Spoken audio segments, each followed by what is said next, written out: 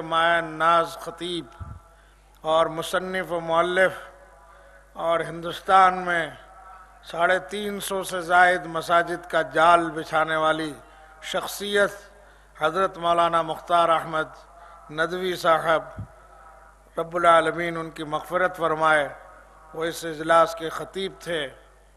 اس تاریخی اجلاس میں ہمارے محترم مہمان مقرر تھے، اور آج پھر جب اس اجلاس کی روایات کو اور تاریخ کو یہاں پر دہرایا جا رہا ہے تو ہمارے نہایت ہی معزز مقرر اور جماعت و جمعیت اہل حدیث ہندوستان کے مایہ ناز مناظر کہ جن کو الحمدللہ جماعت کو کبھی بھی اور کنہی حالات میں مخالفین کا سامنا کرنا پڑا اور ان کے اعتراضات کا جواب دینا پڑا، اور آپ کو اندھیری رات میں بلایا گیا تو آپ اپنے تمام تر مشاغل اور کاموں کو چھوڑ کر وہاں کے لوگوں کی دعوت پر آپ راتوں رات پہنچے ہیں اور جماعت کا دفاع کیا ہے۔ اس وقت بھی آپ کی تمام تر سرگرمیاں اور مشغولیات جماعت اور مسلک پر اٹھنے والے اعتراضات کے جواب دینے میں الحمدللہ آپ لگے ہوئے ہیں، اور آپ کی مشغولیات اسی میں لگی ہوئی ہے الحمدللہ۔ اس وقت آپ ہندوستان کے ایک معروف جامعہ سید نذیر حسین محدث دہلوی رحمۃ اللہ علیہ کی یادگار جو جامعہ ہے اس کے ناظم تعلیمات ہیں، اور بہت سارے میگزین، مجلات اور رسالوں میں آپ کے مضمون چھپتے ہیں، اور خصوصاً جو اعتراضات کی الغار ہوتی ہے اس کے جواب میں زیادہ ہوتے ہیں، اور یہ تقریروں کا خطاب کا تو ایک لامتناہی سلسلہ ہے، آج یہاں تو کل وہاں۔ اللہ تبارک و تعالی آپ کو شفا، صحت، سلامتی کے ساتھ آپ کی عمر میں برکت دے۔ میں گزارش کروں گا کہ آپ تشریف لائیں اور پہلے ایک نظم سنائیں۔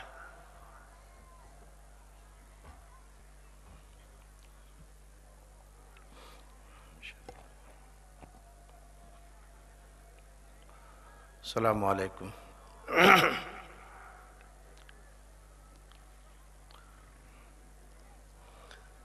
ان الحمد للہ نحمده ونستعینه ونستغفره ونعوذ باللہ من شرور انفسنا ومن سیئات اعمالنا، من يهده الله فلا مضل له ومن يضلل فلا هادي له، وأشهد أن لا إله إلا الله وأشهد أن محمدًا عبده ورسوله، أما بعد فإن خير الحديث كتاب الله، وخير الهدي هدي محمد صلى الله عليه وسلم،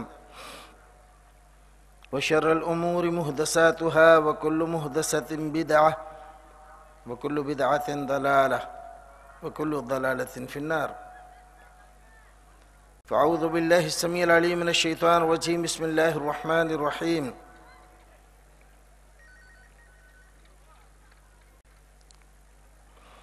أنتم لباس لكم هن لباس لكم وأنتم لباس لهن۔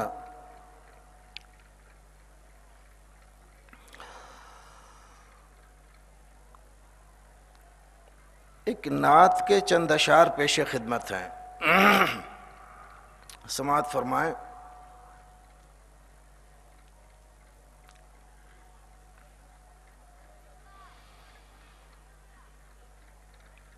باعث سکون دل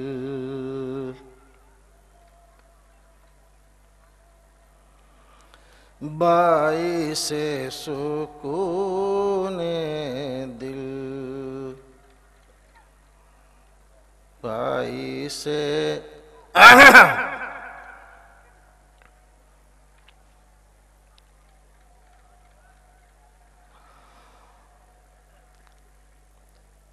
باعث سکون دل راحت قلوب و جان، راحت قلوب و جان، ان کا نام نامی ہے، ان کی ذات والا ہے، باعث سکون دل۔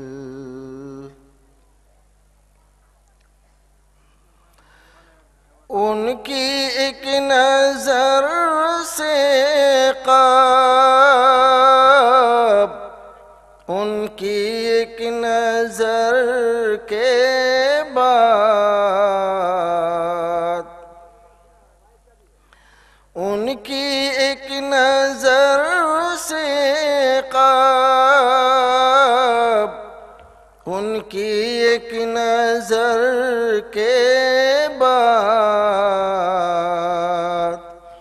ہر طرف اندھیرا تھا، ہر طرف اجالا ہے، باعث سکون جان۔ غرق بحر عصیاں میں کب کے ہو گئے ہوتے، کب کے ہو گئے ہوتے، ہم گناہ گاروں کو آپ نے سنبھالا ہے، باعث سکون دل۔ نغمہ اذاں بن کر گونجتا ہے نام ان کا، گونجتا ہے نام ان کا، جس طرف نظر ڈالو ان کا بولو بالا ہے، باعث سکون دل۔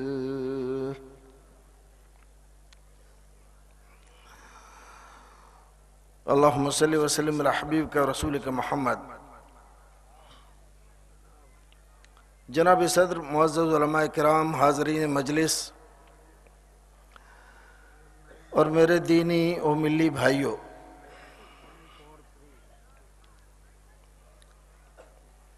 آج سے 11 سال قبل ایک بستی میں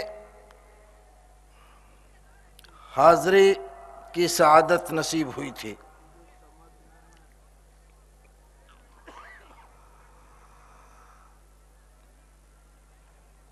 بہت ساری شخصیتیں جو اس وقت موجود تھیں آج نظر نہیں آ رہی۔ اللہ رب العزت ان کو رحمت و غفران سے نوازے۔ آج پھر 11 سال کے بعد شہر سمی کے باشندوں نے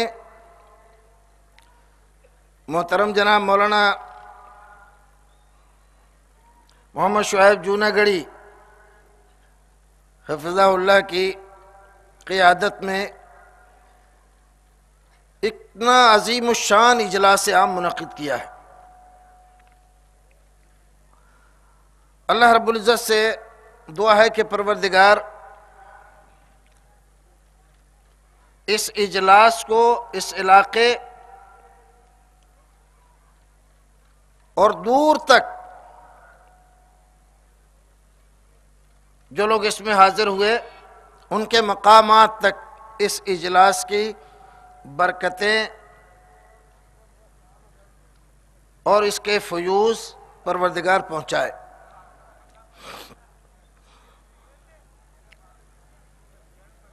جن حضرات نے دعوت دی، شاید یہ ان کا خلوص ہے کہ میں یہاں آپ حضرات کے سامنے کھڑا ہوں۔ کل اس وقت مجھے شدت کا بخار تھا، ڈاکٹر سے دوا لے کر لحاف اوڑھ کر لیٹا ہوا تھا، اور ایسا لگ رہا تھا کہ شاید حاضری نہ ہو سکے، لیکن اللہ رب العزت کا فضل و کرم رہا کہ آپ کے سامنے حاضر ہوا۔ کوشش ہے کہ آپ حضرات کے سامنے کچھ باتیں رکھی جائیں۔ حکم ملا ہے کہ اصلاح معاشرہ کے عنوان سے کچھ باتیں رکھی جائیں۔ آپ کی کانفرنس کا عنوان ہے اسلام امن و شانتی کا مذہب ہے۔ امن و شانتی ایک ایسی چیز ہے کہ دنیا میں صرف انسان ہی نہیں، جتنے جیو جنتو رہتے بستے ہیں، ہر ایک اس کا متلاشی ہے، طلبگار ہے۔ کوئی بھی یہ نہیں چاہتا کہ بدامنی ہو۔ جنگل میں رہنے والے جانور وہ بھی یہ نہیں چاہتے کہ جنگل میں بدامنی ہو۔ سب لوگ اپنی اپنی جگہ پر خیر و عافیت سے رہیں، اللہ کا دیا کھائیں، اس کے گن گائیں، ایک دوسرے کو مارنے ستانے سے باز رہیں، اور سارے لوگ چین و سکون کے ساتھ اپنی زندگی گزاریں۔ اسلام اس اعتبار سے واحد عالمگیر مذہب ہے کہ اس کی تعلیمات دنیا کے ہر ایک انسان کے لیے ہیں۔ اسلام کے علاوہ کسی بھی مذہب نے ساری دنیا کے انسانوں کو دعوت نہیں دی ہے۔ جتنے بھی مذہب اسلام سے پہلے آئے ان کا ایک دائرہ تھا، ملک، سماج، معاشرہ، زبان، قوم، نسل، وطن، اور وہیں تک وہ محدود رہے۔ اور اس کی سب سے واضح مثال عیسائیت ہے، جو آج دنیا میں سب سے زیادہ وسیع پیمانے پر پائی جاتی ہے، لیکن اس کی اصلی تعلیمات اس بات کے خلاف ہیں کہ ساری دنیا کے لوگوں کو اس کی دعوت دی جائے۔ خود حضرت عیسیٰ علیہ السلام اس بات کا اعلان کرتے ہیں کہ میں بنی اسرائیل کی کھوئی ہوئی بھیڑوں کے لیے بھیجا گیا ہوں۔ بنی اسرائیل کے علاوہ حضرت عیسیٰ علیہ السلام نے دنیا کی کسی قوم کو دعوت نہیں دی، لیکن ہمارے نبی محترم اللہ رب العزت نے جب آپ کو حکم دیا دعوت کا، تو اللہ رب العزت کا حکم آیا، یا ایھا المدثر قم فانذر وربک فکبر وثیابک فطہر والرجز فہجر ولا تمنن تستکثر۔ اے نبی اٹھ جائیے، کھڑے ہو جائیے، لوگوں کو بلائیے، اللہ کے عذاب سے بچائیے، اس کی نافرمانی سے باز رکھنے کی کوشش کیجیے، اپنے ظاہری اور باطنی لباس کو پاکیزہ کیجیے، اور ہر طرح کی شرک کی گندگی سے اپنے آپ کو اور سماج اور معاشرے کو بچائیے۔ نبی اکرم صلی اللہ علیہ وسلم نے پہلے اپنے آپ کو، اپنے گھر کو، اور پھر اس کے بعد اپنے سماج کو، وَأَنذِرْ عَشِيرَتَكَ الْأَقْرَبِينَ، حکم نازل ہوا کہ اپنے قریبی رشتہ داروں کو آپ دعوت دیجئے.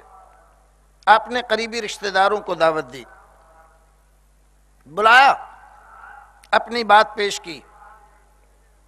پھر حکم آیا مکے والوں کو دعوت دیجئے.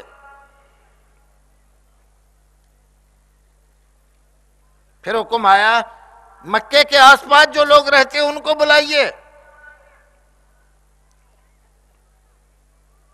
رفتہ رفتہ یہاں تک کہ وَمَا أَرْسَلْنَاكَ إِلَّا كَافَّةً لِلنَّاسِ بَشِيرًا وَنَذِيرًا،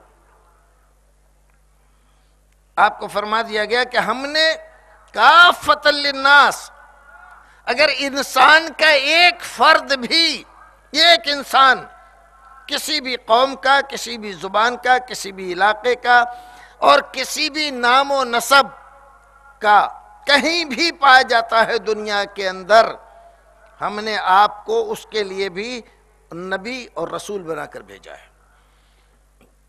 یہ وسعت، یہ عالمگیریت دنیا کے کسی مذہب کے اندر نہیں ہے. عالمگیر مذہب. اسی لیے اسلام اپنا تعارف جب کراتا ہے اپنے رب کا تو یہ نہیں کہتا جیسے بائبل میں ملتا ہے کہ اسرائیل کا رب، فلاں کا رب ایسے کہتا ہے. نہیں، یہاں رب العالمین، الحمدللہ رب العالمین. عالمین جمع کا صیغہ ہے. علماء کرام تشریف رکھتے ہیں، یہ خوب اچھی طرح جانتے ہیں کہ عالموں کی تعداد کوئی نہیں جانتا. عالم ملائکہ، عالم جن اور عالم انسان، عالم حیوان اور عالم حیوانات و نباتات سے لے کر عالم حشرات اور عالم احساسات، جذبات، عالم کا بہت وسیع مفہوم پایا جاتا ہے. اور ان تمام عالموں کا پالنہار تنہا اللہ رب العزت ہے. جب تنہا اللہ رب العزت سارے عالموں کا پالنہار ہے، ان کے دکھ سکھ میں کام آنے والا، حاجت روائی اور مشکل کشائی کر، اس لیے وہی صرف عبادت کا مستحق ہے. اور جب اللہ رب العزت نے اپنے نبی کا تذکرہ فرمایا تو فرمایا وَمَا أَرْسَلْنَاكَ إِلَّا رَحْمَةً لِلْعَالَمِينَ، اے نبی ہم نے آپ کو تمام عالموں کے لیے رحمت بنا کر بھیجا ہے. دیکھیے ادھر رب العالمین اور ادھر رحمۃ للعالمین. تمام عالموں کے لیے آپ کی تعلیمات رحمت کا باعث ہیں، اور رحمت امن، سکون، چین، شانتی کو چاہتی ہے. کسی طرح کی بدامنی رحمت کے خلاف ہے.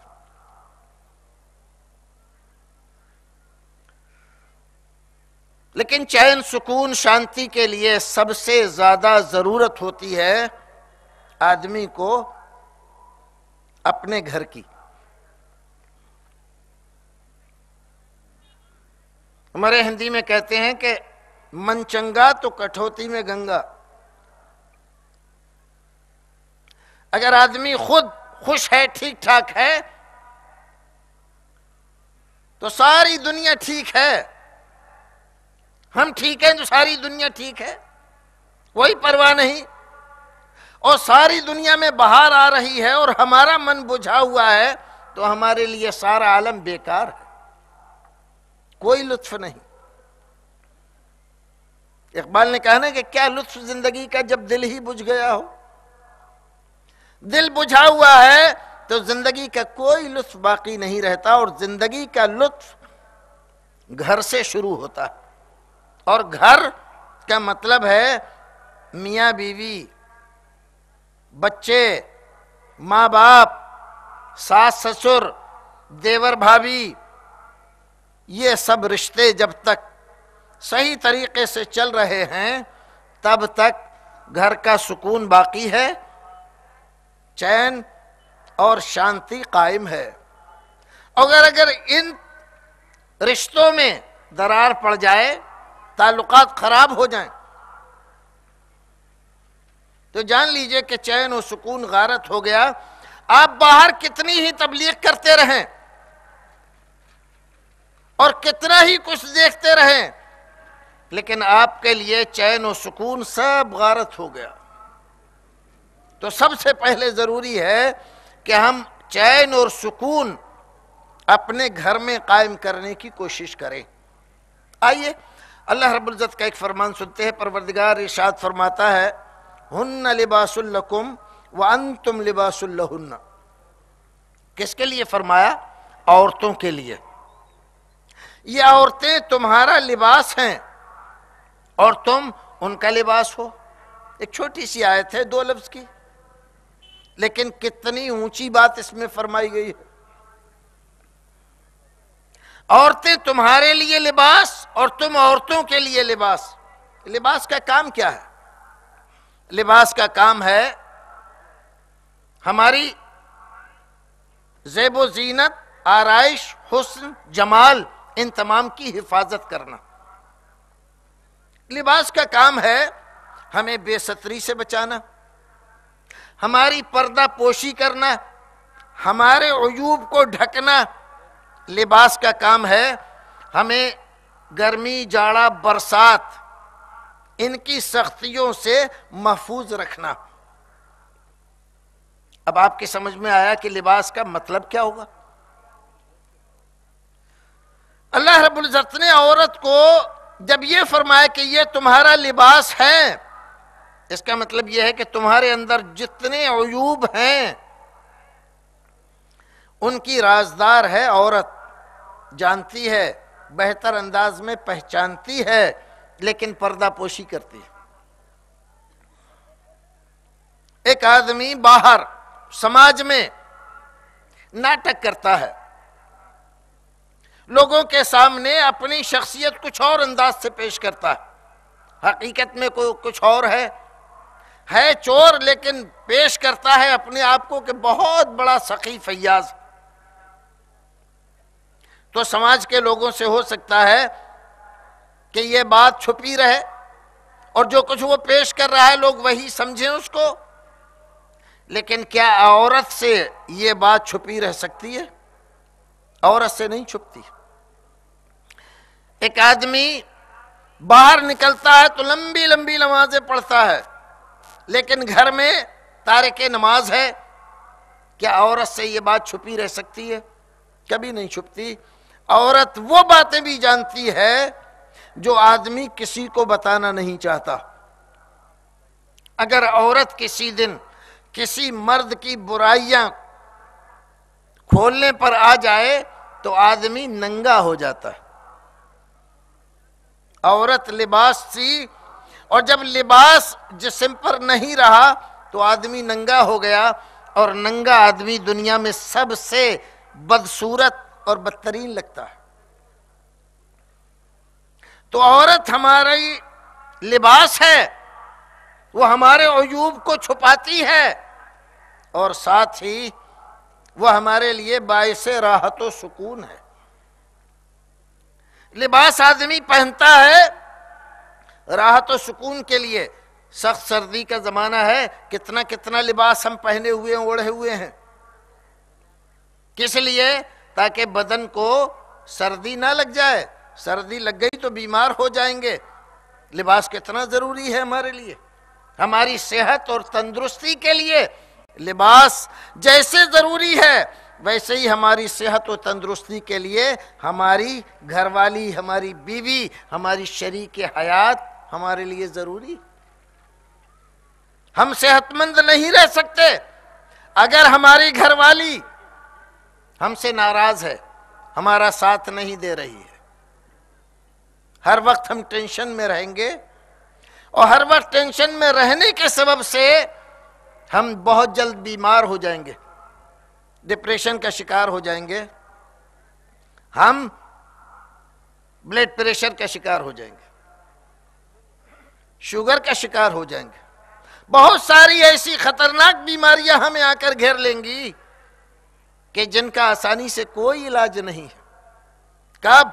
جب ہماری بیوی ہماری زندگی کو اجیرن کرنا چاہے اور بجائے سکون کے ہمارے لیے باعث اذیت بن جائے۔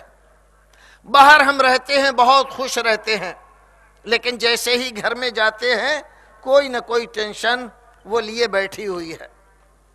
بات بات پر تانے دینا، بات بات پر لڑنا، بات بات پر الزام تراشی کرنا، یہ اس نے عادت بنا لی ہے۔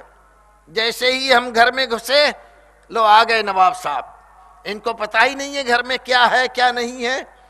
2 دن ہو گئے، آٹا ختم ہے اور یہ پھر رہے ہیں تمام دنیا میں ادھر سے ادھر، چاہے وہ بیچارہ کسی بھی پریشانی میں تھا، اس کو اس سے کوئی مطلب نہیں ہے کہ کس پریشانی میں تھا، کہاں پر گیا تھا، کیا جگاڑ کرنے گیا، کہاں سے پیسے لانے گیا، اسے تو اپنی بات کہنا ہے۔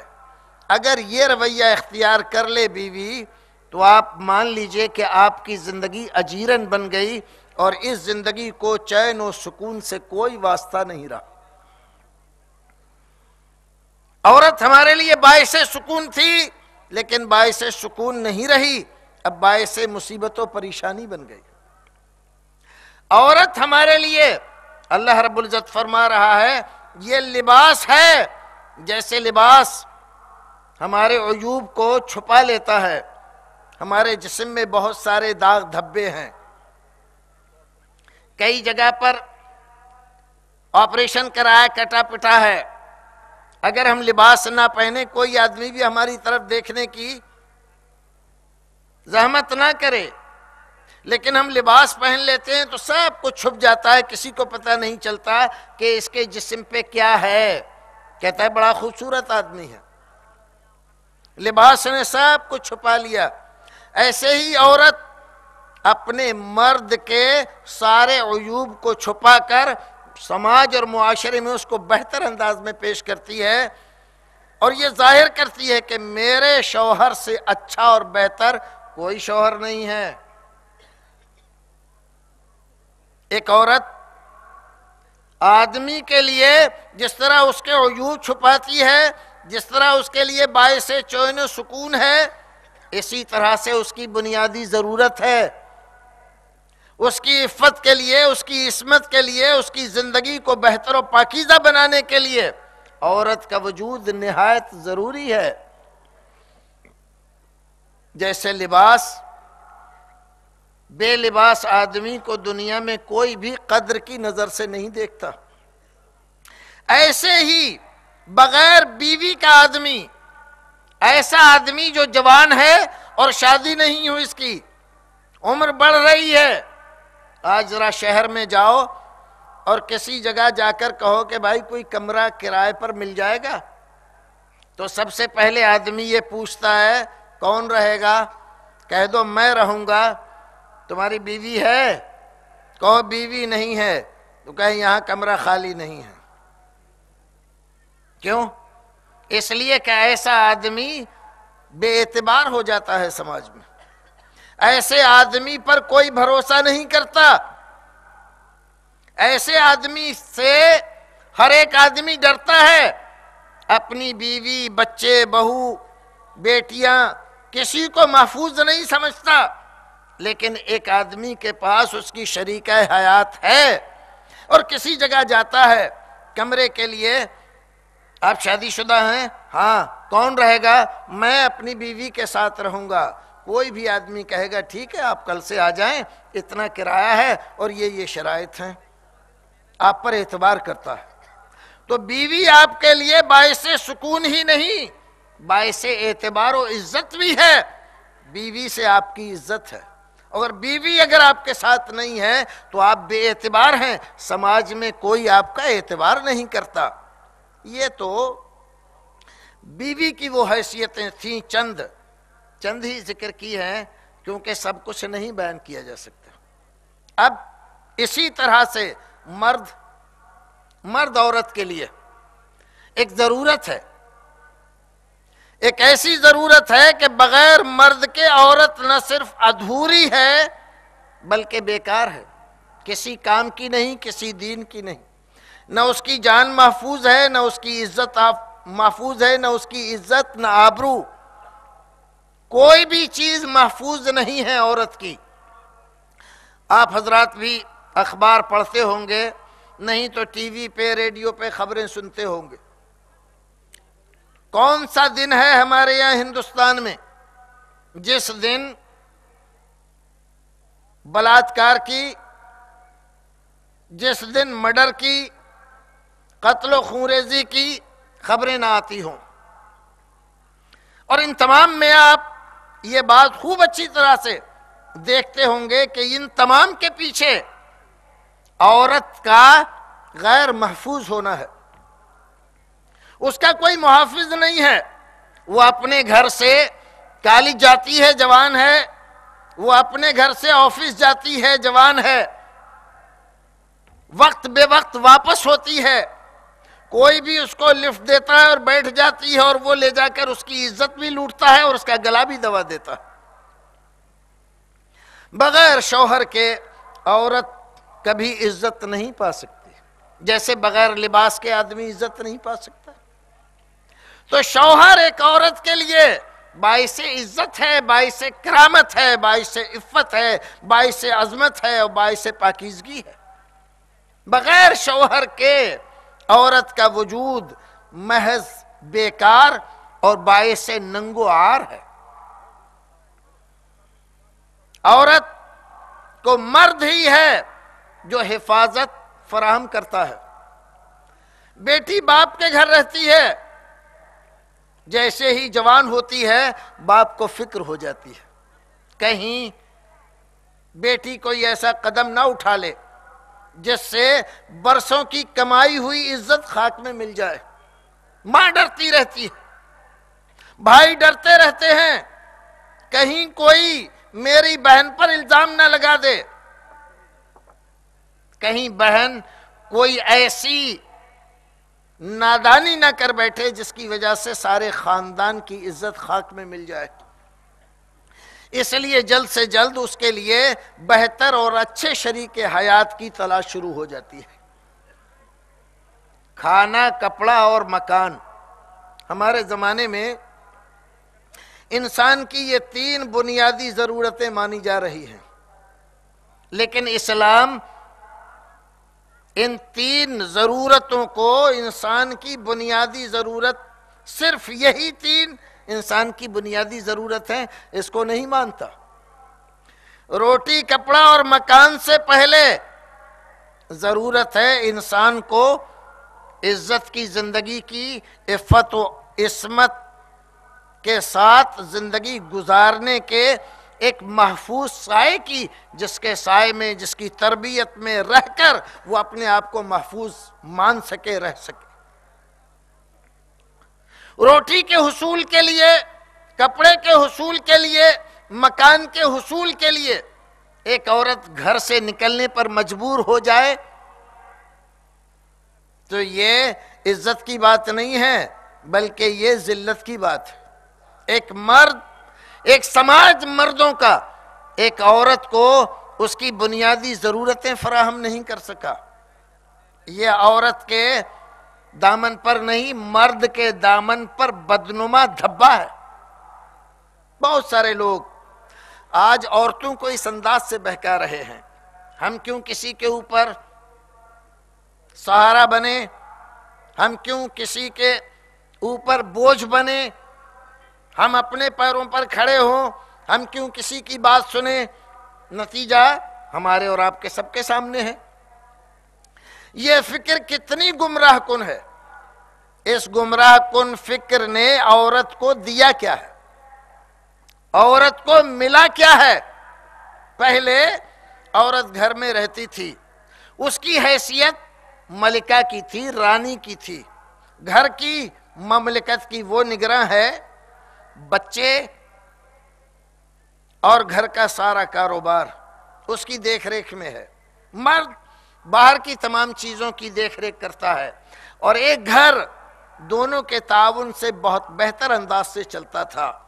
مرد ساری ضرورتیں پوری کرتا تھا اس کی، اور وہ مرد کی جتنی چیزوں کی ضرورت ہوتی ہے گھر میں اور اس کی نسل کو آگے لے جانے میں، ان کی تعلیم و تربیت میں، وہ تمام ضرورتیں پوری کرتی تھی عورت۔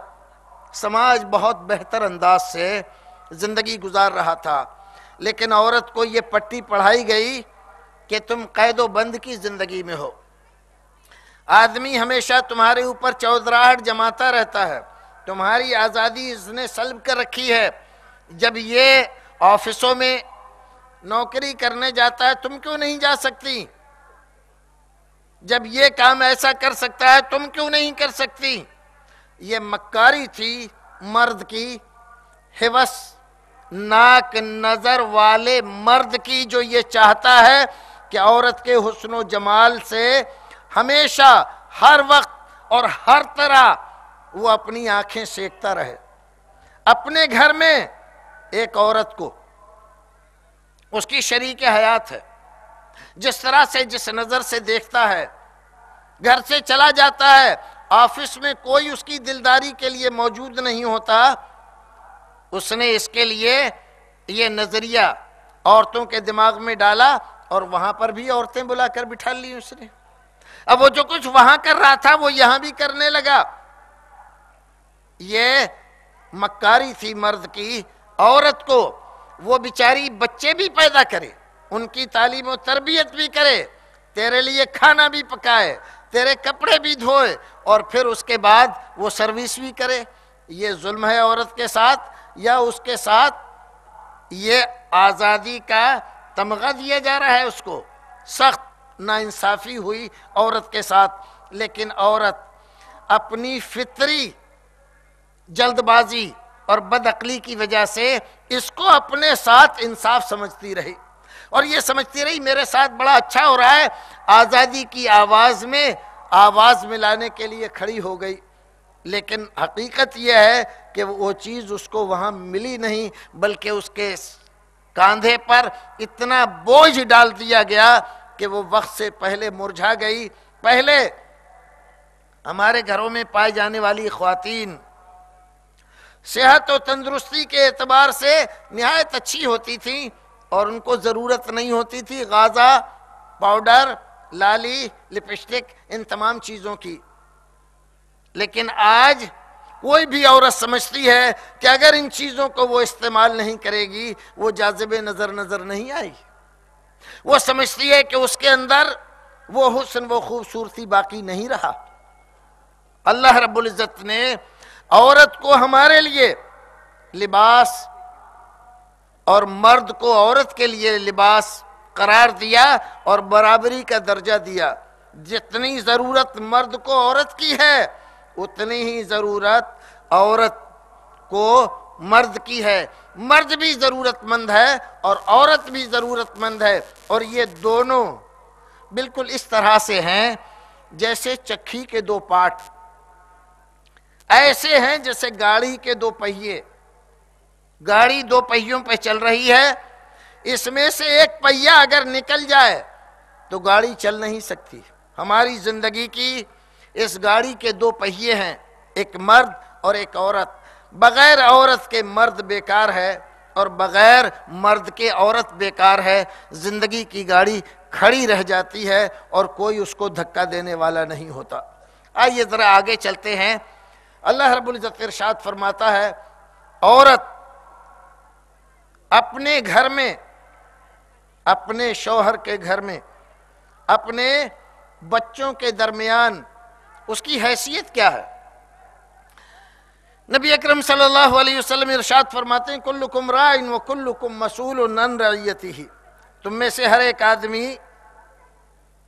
راعی ہے، نگراں ہے، ہر ایک آدمی ذمہ دار ہے، ہر ایک آدمی کو اپنی ذمہ داری سمجھنا چاہیے۔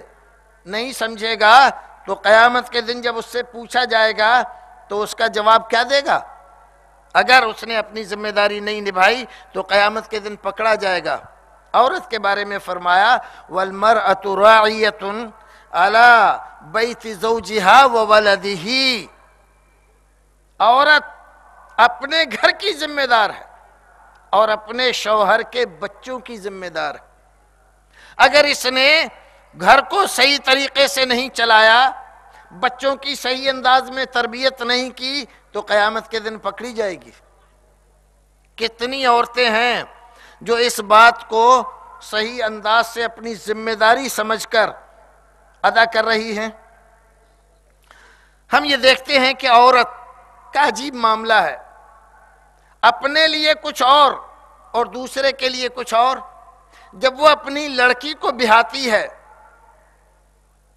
تو یہ چاہتی ہے کہ اس کی ساس، میری لڑکی کی ساس، میری لڑکی سے کچھ نہ کہے، بلکہ اس کو سکھاتی ہے کہ دیکھ، کسی کی بات برداشت مت کرنا، ہم کسی سے کم نہیں ہیں، اگر وہ ایک کہے تو چار کہنا، تب تو نباہ ہو سکے گا، ورنہ زمانہ بہت بدل گیا ہے۔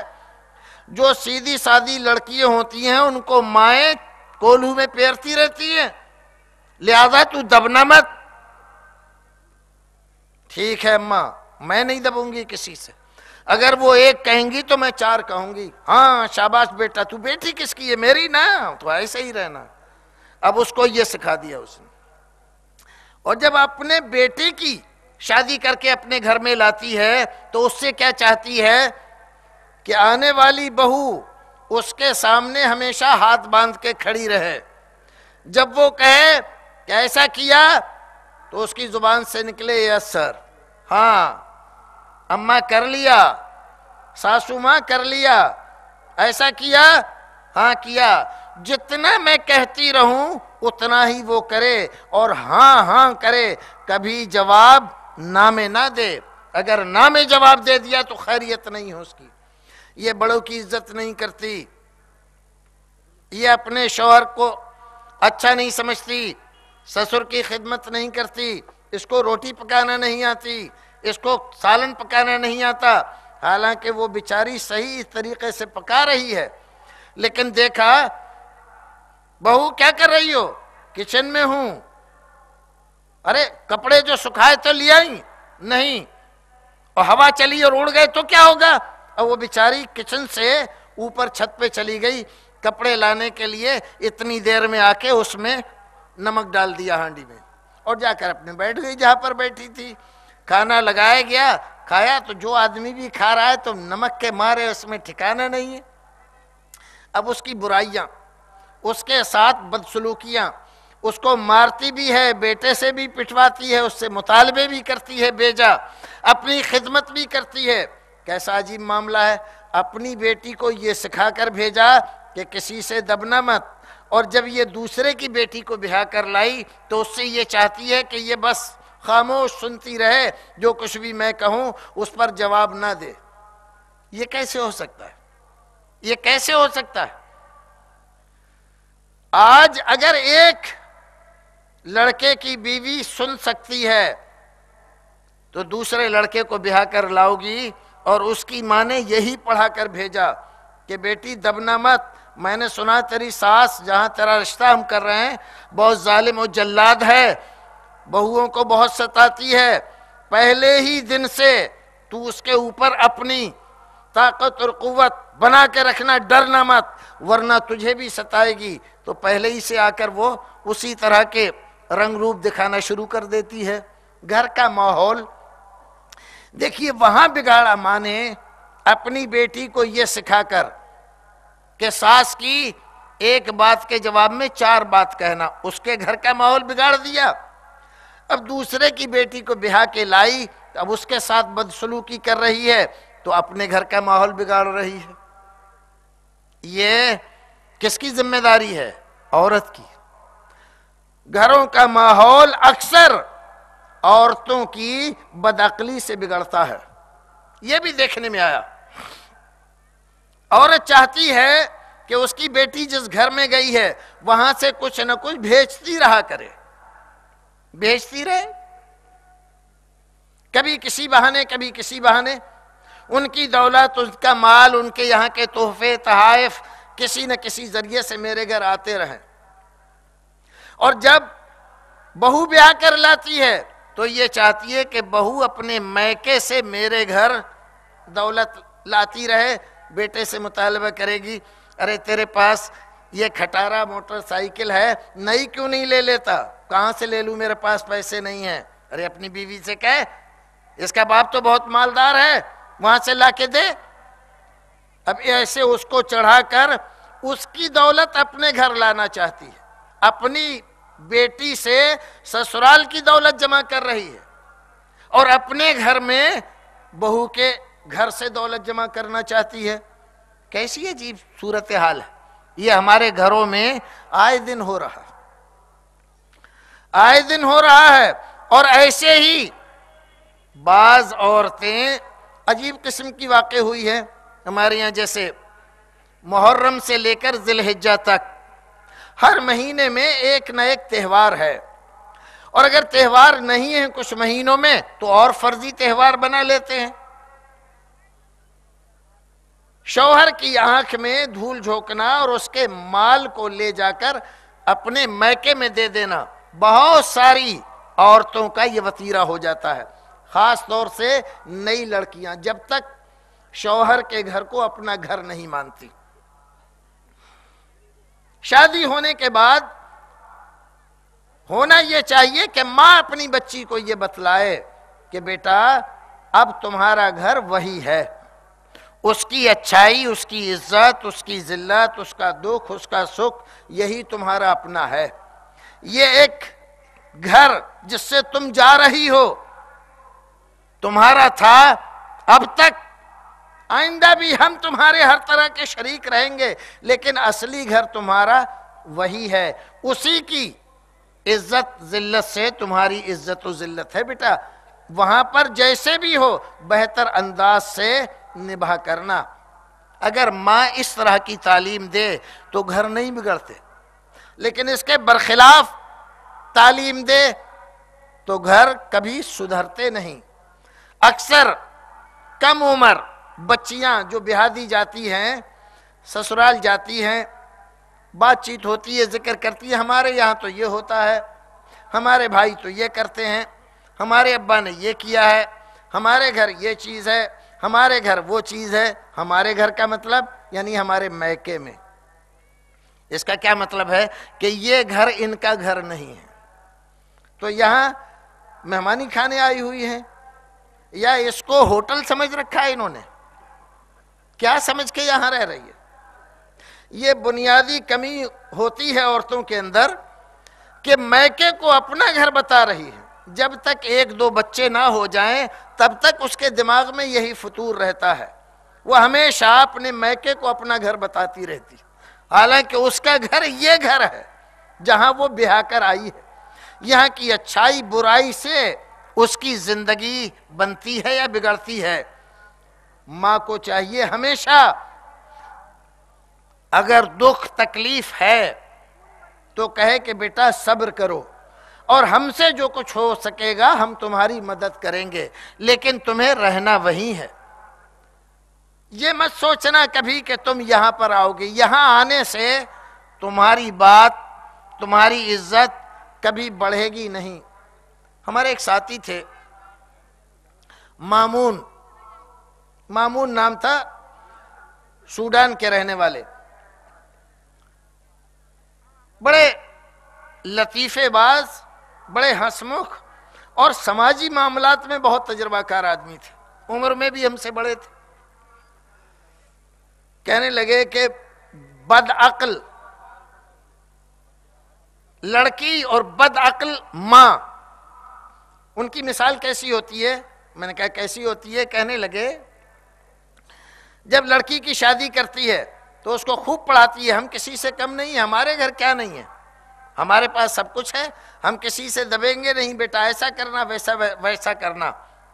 وہاں پر کوئی جھگڑا ہوتا ہے تو فوراً ٹیلی فون سے بتا دیتی ہے، اماں ہاں آج ساس نے ایسا ایسا کہا، اور ہمارے دیور نے یہ کہا، اور ہماری نند نے یہ کہا، اور ہماری جٹھانی ایسا کہہ رہی ہے۔ یہ یہاں سے اس کو ڈائریکشن دیتی ہے، اس نے ایسا کہا، تو نے ایسے جواب کیوں نہیں دیا، اس کو ایسا جواب دے، اور فلاں کو ایسا جواب دے، اور ایسا دے کہ آئندہ ان کو کہنے کی ہمت نہ ہو۔ اس نے کہا ٹھیک ہے اماں، تم نے اچھی بات بتائی۔ اب اس نے وہی سلوک کرنا شروع کر دیا۔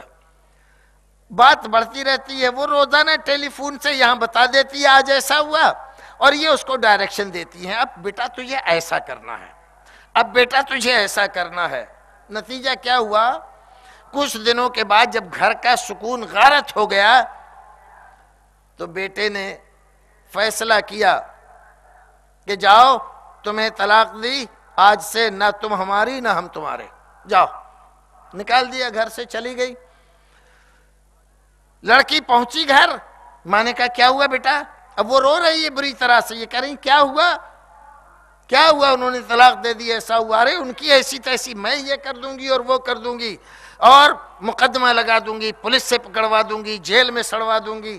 آج کل ہمارے یہاں بھی بہت ساری عورتیں اور مرد یہی سب سوچتے ہیں۔ کیا یہ علاج ہے؟ مقدمہ کر دینا، جیلوں میں سڑوا دینا اور اس کو پریشان کرنا، اس کا کچھ وظیفہ متعین کروا دینا، یہ کیا علاج ہے؟ یہ علاج نہیں ہے، یہ بیماری ہے۔ اس کو بہت سارے لوگ علاج سمجھتے ہیں، یہ علاج نہیں ہے، یہ بیماری ہے۔ گھر کبھی نہیں بنتا ان صورتوں سے۔ اب یہ عورت یہاں رہنے لگی، لڑکی 2-4 مہینے تو اس کی بڑی آؤ بھگت، بڑی عزت، اور ماں بہت اس سے پیار کرتی ہے، کوئی کام اس سے نہیں کرواتی، ہر چیز اس کے ہاتھ سے کرواتی ہے، اس کو کھلاتی ہے، پلاتی ہے۔ پھر پہلے شروع ہوتی ہے اس کی بھابھیوں سے لڑائی، تو بھابھیاں دبے لفظوں میں اس کو تانا دیتی ہیں، بڑی آئیں، اگر ایسی سگڑ ہوتی تو سسرال میں گزارا ہو جاتا نا۔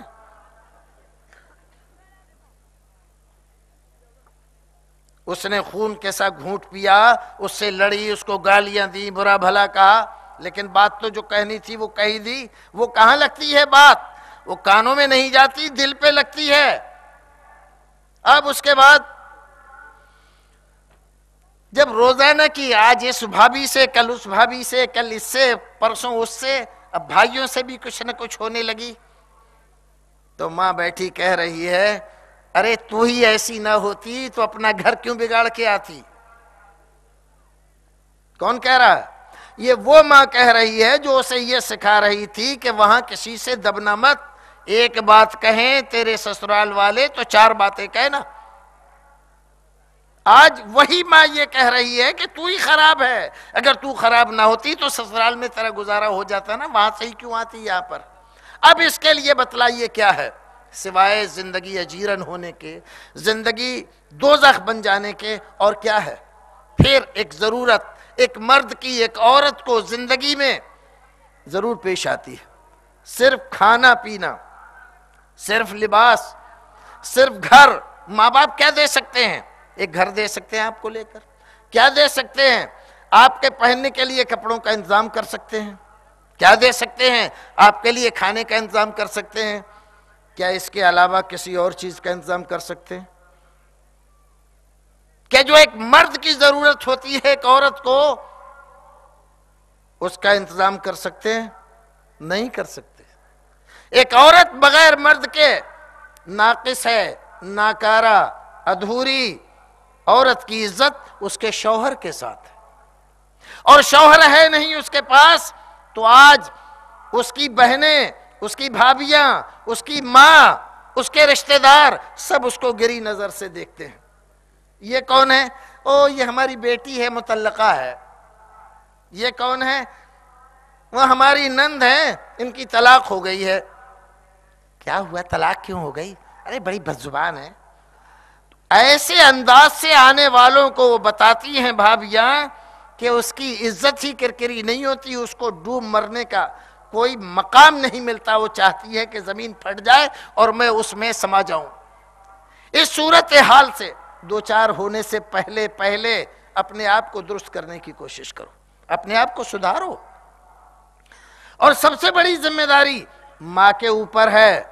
ماں خود بھی سدھرے اور اپنی لڑکیوں کو بھی سدھارے کہ بیٹا دکھ سکھ تو زندگی میں آتا رہتا ہے، لیکن کبھی بھی ہمیشہ نہیں رہتا۔ آنے والا دکھ چند دن کا ہوتا ہے، ایسے ہی جیسے موسم چند دن کے ہوتے ہیں۔ سردی لگ رہی ہے، جاڑے کا موسم ہے، کوئی بات نہیں ہے، کیا ہمیشہ رہے گا جاڑا؟ ہمیشہ نہیں رہے گا، یہ بھی چلا جائے گا، گرمی آ جائے گی، گرمی ہمیشہ رہے گی، گرمی بھی ہمیشہ نہیں رہے گی۔ ایسے ہی سکھ تھا، دکھ آ گیا، دکھ ہمیشہ رہے گا، ہمیشہ نہیں رہے گا، ختم ہو جائے گا۔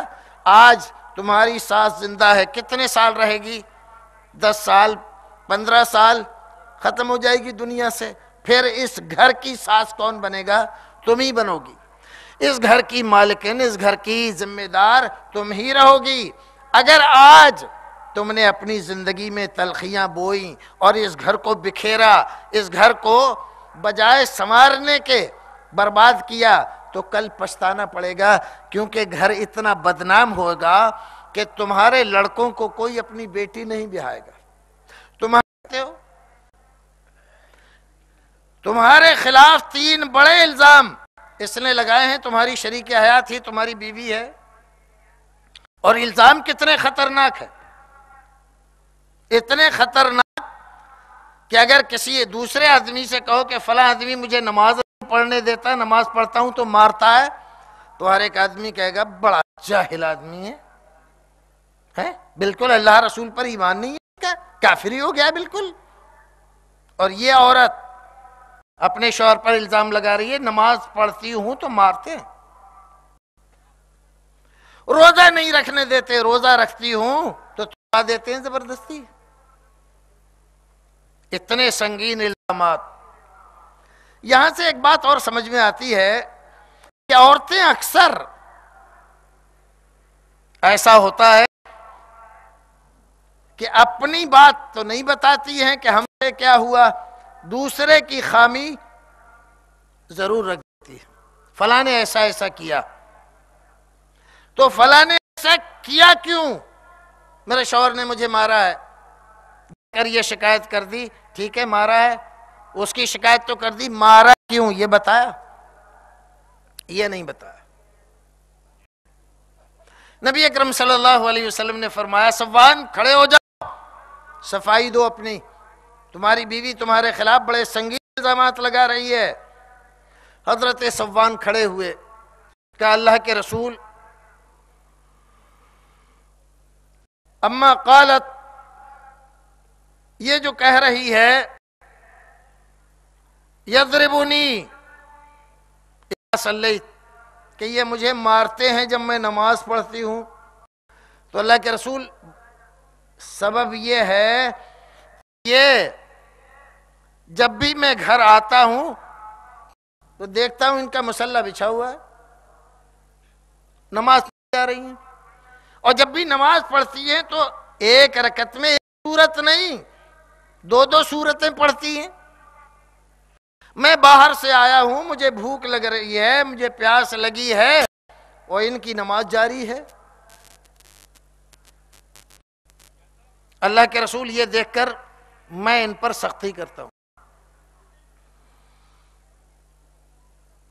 اچھا تو پھر روزہ رکھتی ہے تو کیوں توڑوا دیتے ہو؟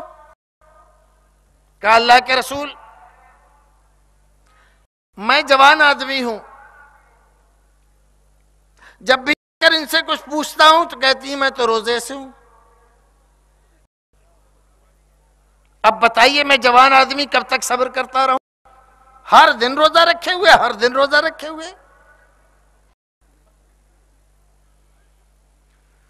رسول اکرم صلی اللہ علیہ وسلم کا دربار ہے، صحابہ کرام بیٹھے ہوئے ہیں، ایک بیوی اپنے شوہر کے خلاف مقدمہ پیش کر رہی ہے۔ بیوی نے جو الزامات لگائے بڑے سنگین تھے، لیکن شوہر جو کچھ کہہ رہا ہے اس سے بالکل مقدمے کا معاملہ ہی الٹ گیا، صورت ہی جدا ہو گئی۔ نبی اکرم صلی اللہ علیہ وسلم نے فیصلہ کیا، سنو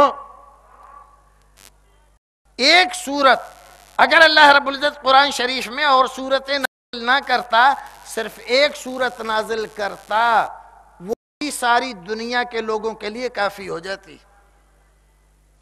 تم 2 صورتیں مت پڑھا کرو۔ کیا مطلب ہوا؟ رسول اکرم صلی اللہ علیہ وسلم نے بیوی کو اس بات کی ہدایت دی کہ اپنے شوہر کا خیال رکھے، شوہر کا خیال رکھیں۔ یہ نہیں ہے کہ تم یہ سمجھو کہ ہم نماز پڑھتی رہیں گی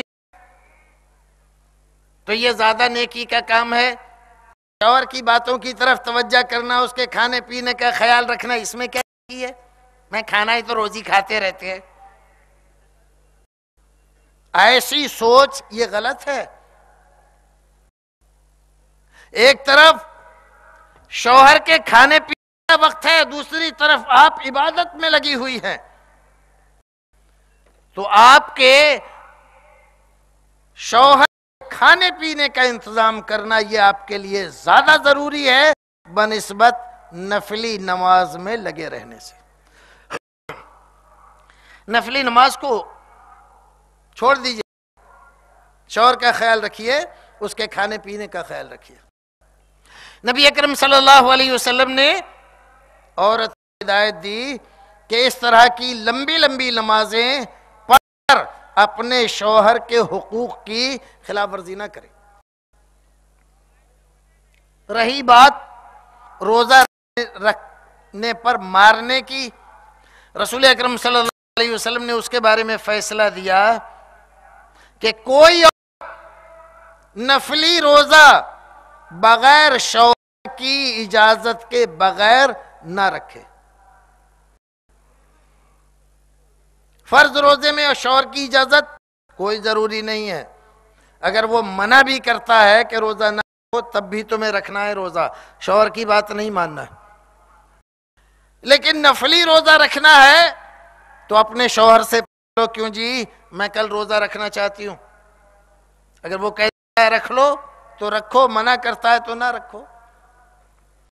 کیونکہ جو ضرورتیں ایک دوسرے کو ہیں، جن ضرورتیں ہیں اور کچھ ایسی ضرورتیں ہیں جو ایک شوہر سمجھ سکتا ہے بیوی کی، بیوی سمجھ سکتی ہے شوہر کی، دوسرے لوگ نہیں سمجھتے، ان کا خیال رکھنا یہ ضروری ہے. اور اس کو یہ نہ سمجھ لینا کہ اسلام نے ایسا کہہ کر گویا کہ کوئی خاص بات نہیں کہی، یہ بہت بڑی بات ہے. ایک زمانے میں ہمارے یہاں ہر بڑے شہر میں طوائفوں کے محلے ہوا کرتے تھے، اور بڑے گھرانوں کے لوگ، لڑکے، مالداروں کے خاص طور سے وہاں جایا کرتے تھے طوائفوں کے یہاں مجرے سننے، گانے سننے، اور وہیں سے عشق و عاشقی ہوتی تھی اور وہیں گھر برباد ہوتے تھے. آج بھی بہت سارے اڈے ایسے ہیں. یہ اڈے آباد کیسے ہوتے ہیں؟ یہ اڈے آباد ہوتے ہیں عورت کی بے التفاتی سے، عورت کی بے شعوری سے، عورت کی نادانی سے. اگر عورت اپنے شوہر کو اپنی محبت میں باندھ کر رکھے، اپنی زلفوں کا اسیر بنا کر رکھے، اپنے حسن سلوک سے اس کی محبت کو حاصل کر لے، تو ناممکن ہے کہ کوئی مرد گھر سے باہر جا کر کسی دوسرے سے آنکھ لڑانے کی کوشش کرے گا، نہیں کرے گا. لیکن گھر میں ہوتا کیا ہے کہ جب دیکھو مزاج بگڑا ہوا ہے، جب دیکھو ان کے ہوش اڑے ہوئے ہیں، نہ لباس ڈھنگ کا ہے، نہ صورت ڈھنگ کی ہے، بات ڈھنگ کی ہے، منہ سے بولتی ہے تو انگارے برستے. بتائیے کہ ایک آدمی ایسی عورت کے ساتھ جس کی یہ صورتحال ہو 24 گھنٹے کیسے گزارے گا؟ ایسے میں وہ جاتا ہے دوسری جگہ تو پیار و محبت کی ایسی باتیں کرتی ہے، لگتا ہے کہ میں کسی جنت میں آ گیا. اس پہ جس کو عربی میں کہتے ہیں زیادتین باللہ.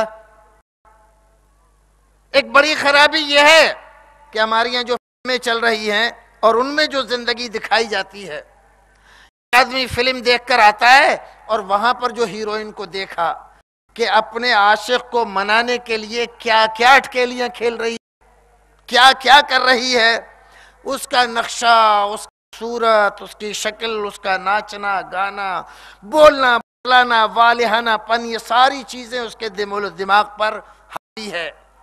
ایسے میں وہ گھر آتا ہے، گھر میں پیر رکھا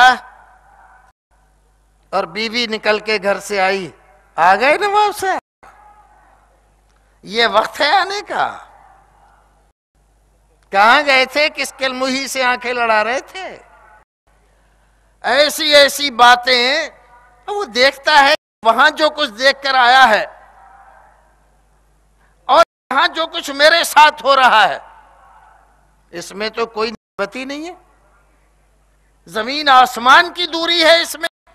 کہاں ایک وہ بیوی تھی جو اپنے شوہر کے لیے اپنی جان دینے کے لیے تیار تھی، ایک یہ ہے جو میری جان نکال لینے کے لیے تیار ہے۔